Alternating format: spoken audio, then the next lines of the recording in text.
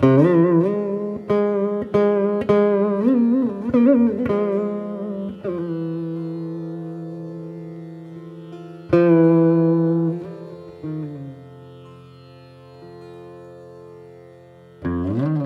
want to mention, today I posted a YouTube video of Srila Prabhupada speaking in 1968, and it's relevant to my talk because in October the 21st, I believe, His Divine Grace Bhaktivedanta Keshava Maharaj left the planet, and Srila Prabhupada spoke, and he also composed a verse glorifying Bhaktivedanta Keshava Maharaj. And as far as I know, it's the only verse in Sanskrit that Srila Prabhupada ever composed. I know he translated a lot of verses, and also he spoke some poetry about Bhaktisiddhanta Saraswati in English, but to my limited knowledge, I don't know of any other verse in Sanskrit that Srila Prabhupada actually composed. Vairagya Vidya Nitya Bhakti Yogam Apayam Mam Anabhishum Adham Shikeshava Bhakti Prajnaya Nama Kripan Budhe Yastam Prabhadye. In that video, Srila Prabhupada said that he wanted to write a memorandum or a letter of bereavement on behalf of himself and all of the devotees in ISKCON at that time. And he explained that in his married life he had never really thought about taking sannyas, but he had many reoccurring dreams with his spiritual master, His Divine Grace Bhaktisiddhanta Saraswati Thakur, that he should take sannyas. But it was Bhaktivedanta Keshava Maharaj and Maharaj's devotees that were pressuring Prabhupada that yes, you should take this dream seriously. A dream with a spiritual master is no ordinary thing. It's mystical, and you should take this up.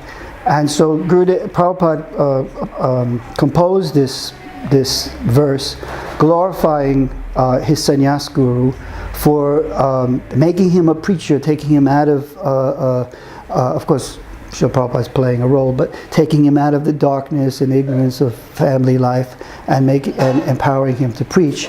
And in that lecture, Srila Prabhupada refers to Bhaktivedanta Keshava Goswami as his divine grace and as an instrument of Srila Bhaktisiddhanta. He felt that his spiritual master was approaching him through his god brother, and he glorified the Vaishnavas for this. For the Vaishnavas help us remember what is the mission of our spiritual master and what is it that our spiritual master wants us to do.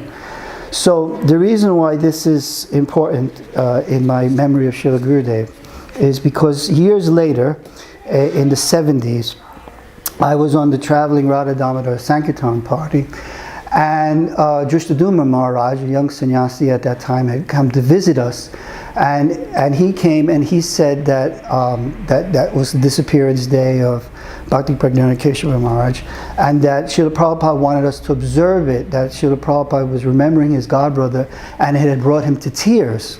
So I was just a bhakta at the time, I was a bhakta Jeff, and I really had no understanding of the concept of sannyas guru and all that. As far as I understood, Srila Prabhupada was a disciple of Bhaktisiddhanta.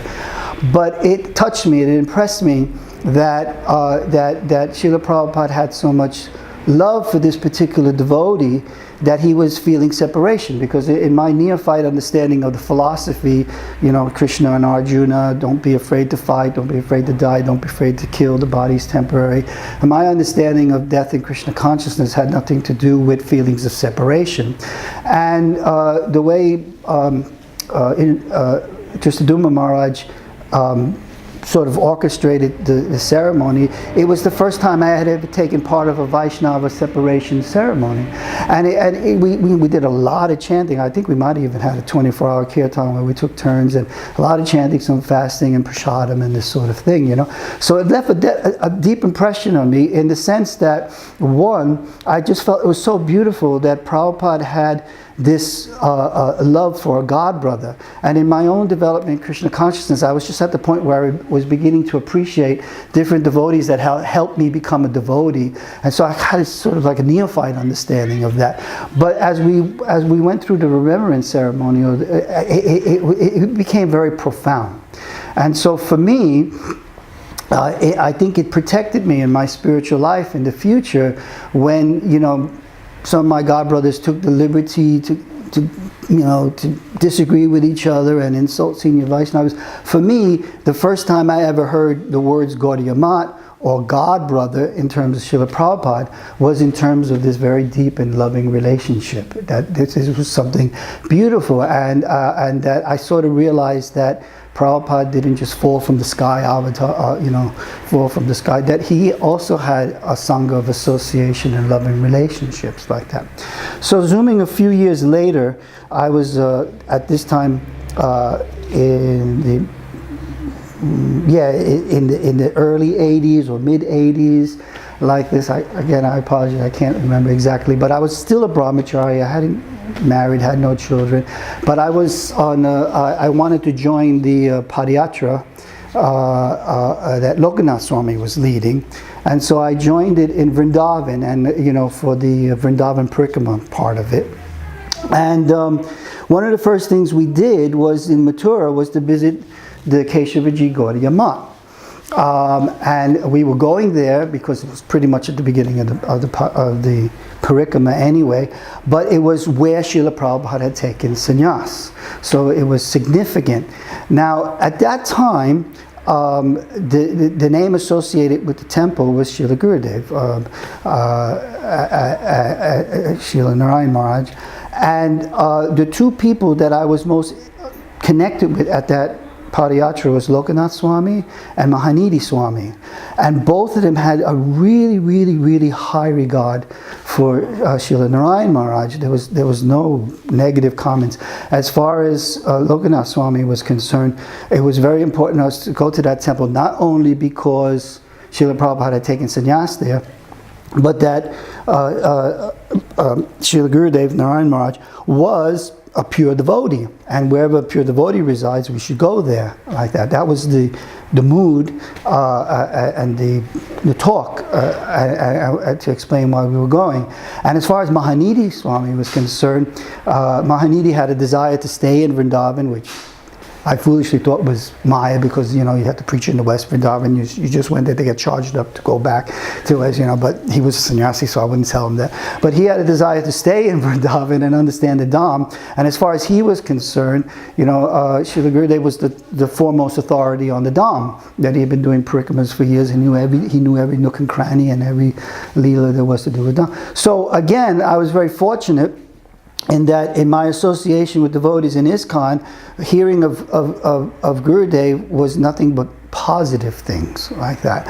And even though I confess that because it was very hot that day in Mathura and we did a lot of enthusiastic kirtan, by the time we got to the Keshavaji Gaudiya Mat, I was like really, a heat stroke and dehydrated, and in those days I was a bit of a spark plug. If I led kirtan, I didn't care if my feet were bleeding. I just kept going, and that sort of thing. And it was one of the reasons they invited me, because they knew I was like energetic, but I was human and I got very exhausted. So when we got there, when I entered the temple, I was like really surprised, because it was wall to wall Mathuravasis. There was hardly any room to move. It was really, really a lot of people. And I had been to so many temples in Vrindavan and never seen so many people. And this place was packed. And there was a Grihastha Vaishnava there, dark skin, no teeth, and he was leading this ecstatic kirtan, and then he'd stop and he'd talk and they'd all cheer, and then he'd go again into another sing-song of verses and stop and start speaking, and they were just, wow, this place, I'd never been in a temple like this. The only time I ever saw like super duper enthusiasm was in ISKCON, in the temples, and that in the kirtan when everyone got together, and this was like, wow. So, and even at that time, because I was still relatively new devotee, I don't think I was even conscious of the fact that Srila Prabhupada had donated Mahaprabhu to that altar.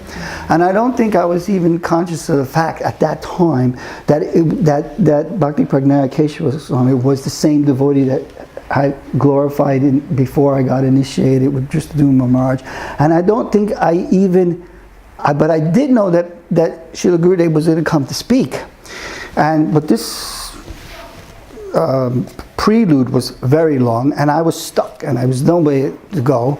And I believe I had darshan of Gurudev, but I have to confess, because by that time I was really, really feeling the drain of the day and the sauna in the room. I remember him sitting, I remember getting his darshan, and then he started speaking in Hindi, and I didn't understand a word of it, but I remember telling myself, well, Lokanath Swami says he's a pure devotee and a great friend of ISKCON, so I'll just take a shower in his words even though I don't understand it and what he's saying. And I didn't want to be disrespectful and get up and move, like that. But I do believe I fell asleep. He came to our house a few days later, sometime in May, I guess, just after Holland. And we were expecting him and his entourage and not many other people. And 100 people turned up at our door.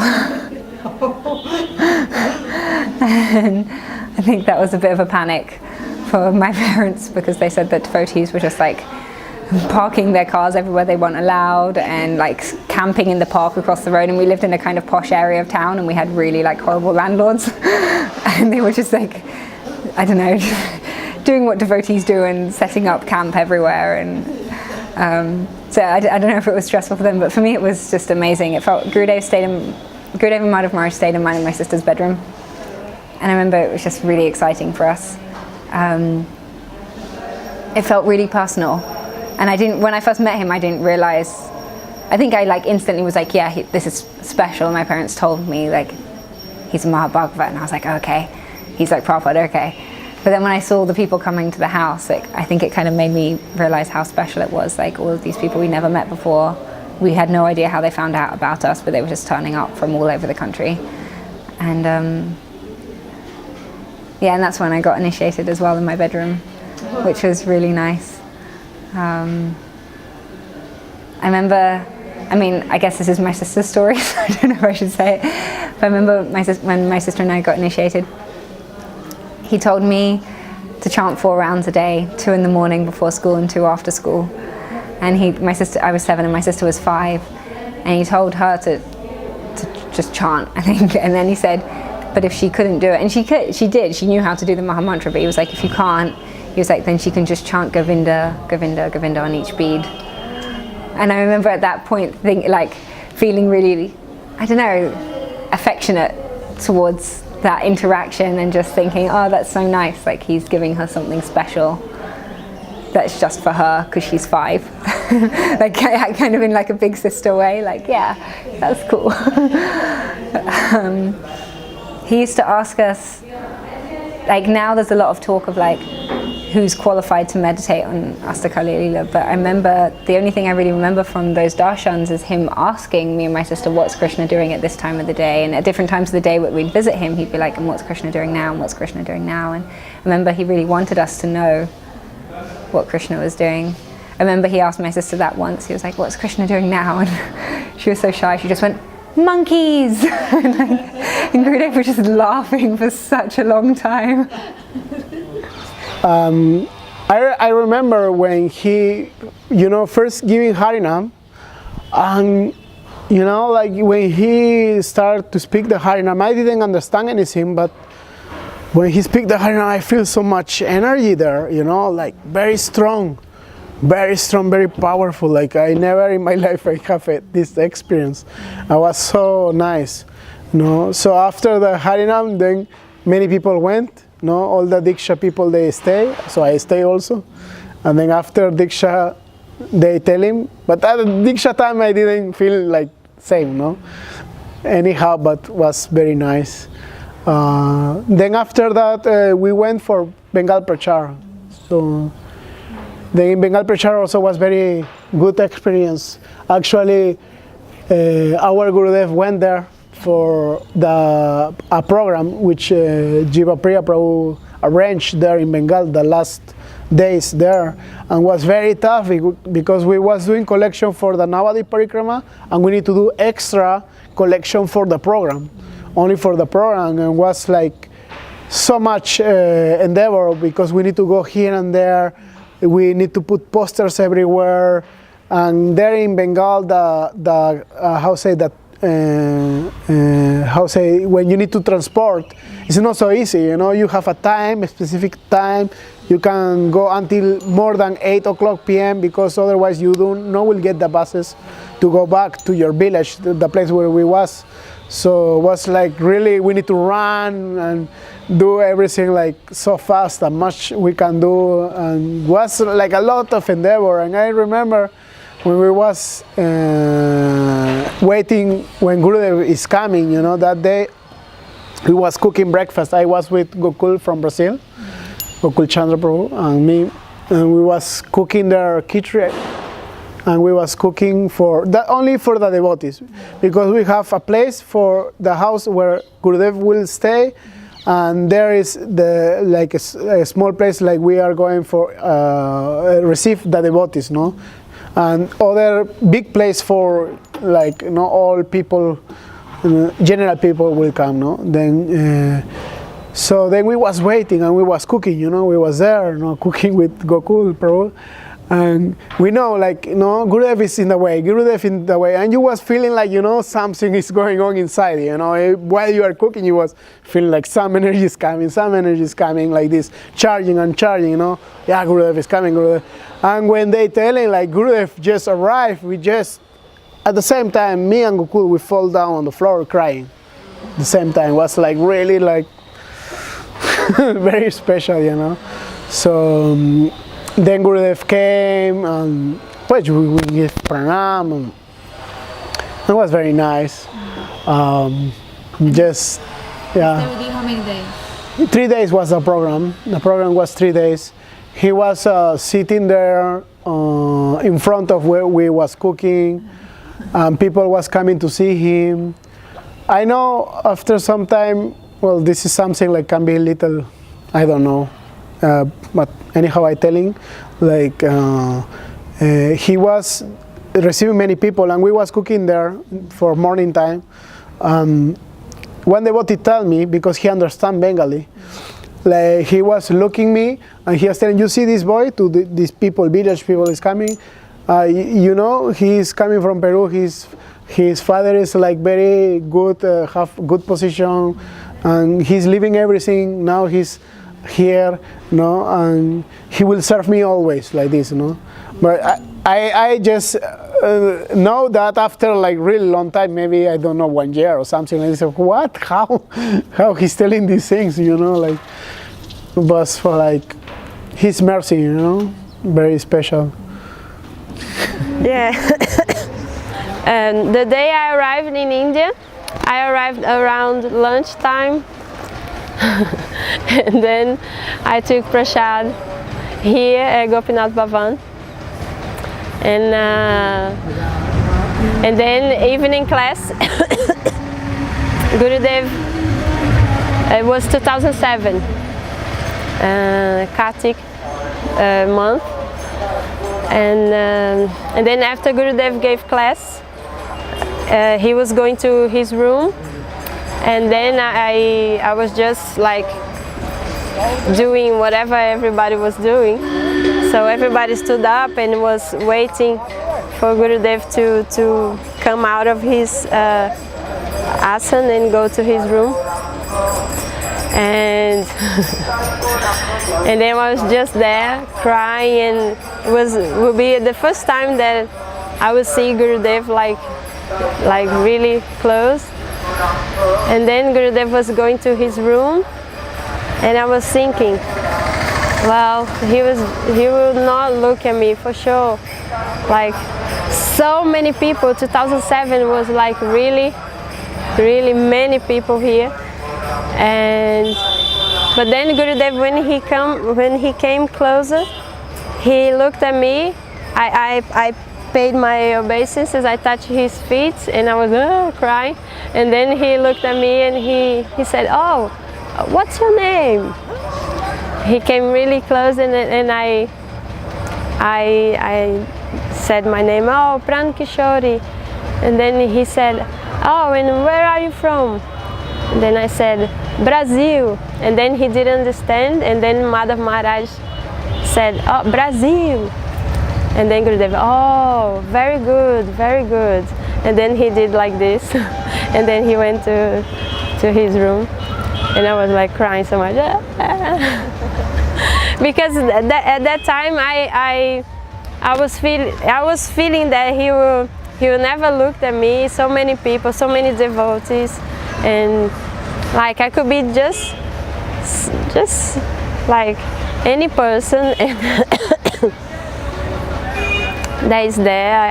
I didn't know that Gurudev had this, that he knew every single person there, and he recognized every single person, and he recognized that he didn't see me before, isn't it? That I was never here before, and that's why he spoke to me, like to show this, that I know that you were never here before. I know from where you come, this and that. I just showing this to you that I know you.